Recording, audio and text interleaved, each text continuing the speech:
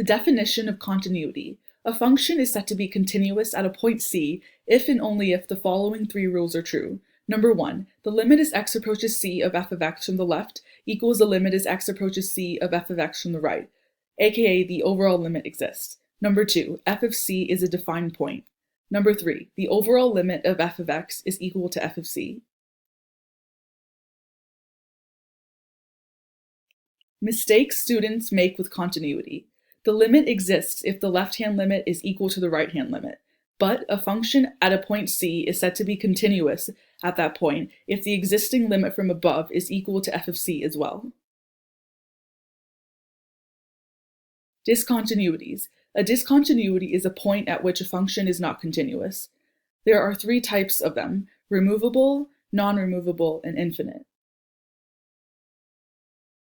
Removable discontinuities, otherwise known as a point discontinuity. Hence its name, a removable discontinuity can easily be adjusted to become continuous by simply removing a point or defining a point.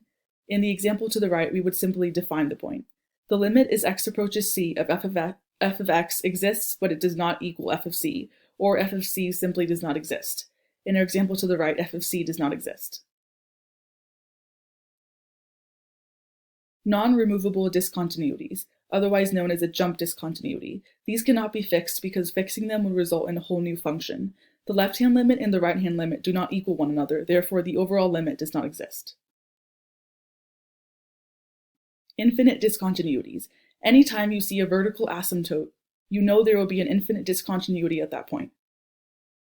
The left-hand limit approaches either negative or positive infinity, and/or the right-hand limit approaches either negative or positive infinity. A quick summary for discontinuities. Removable. Look for a hole, which is an undefined value, in a line, or a hole in a line with a defined value right above or below it. Non-removable. Look for two separate lines approaching each other, but going towards different y values. Infinite. Look for a vertical asymptote.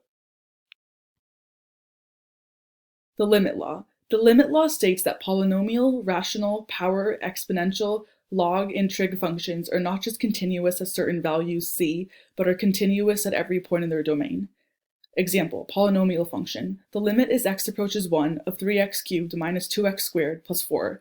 Since we know the polynomial function above is continuous at every point in its domain, from negative to positive infinity, we can just use direct substitution. By plugging x equals 1 into the equation, we get the limit as x approaches 1 of 3x cubed minus 2x squared plus 4 is equal to 5.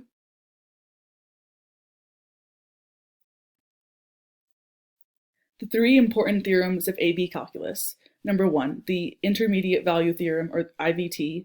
Number 2, the mean value theorem, or MVT. And number 3, the extreme value theorem, or EVT. The intermediate value theorem. Condition: f of x must be continuous on the closed interval from a to b. Guarantee: at least one value x equals c in the open interval a to b exists such that f of c is equal to y, y being a value between f of a and f of b. The mean value theorem. Condition: f of x must be continuous on the closed interval a to b and differentiable on the open interval a to b. Guarantee: a function a value x equals c exists in the open interval a to b such that f prime c is equal to f of b minus f of a over b minus a, aka the instantaneous rate of change equals the average rate of change. Extreme value theorem. Condition: f of x must be continuous on the closed interval a to b. Guarantee: f of x has both an absolute minimum value f of c and an absolute maximum value f of d, in which x equals c and x equals d lie in the closed interval a to b. Students often forget continuity on a closed interval is a necessary condition for the IVT, MVT, and EVT. However, in addition to continuity, differentiability is also a second condition for the mean value theorem. Differentiability. A function at a certain point is said to be differentiable if its derivative exists. Oftentimes, we can determine the derivative from a table or graph by calculating the average rate of change, the simple y2 minus y1 over x2 minus x1 formula.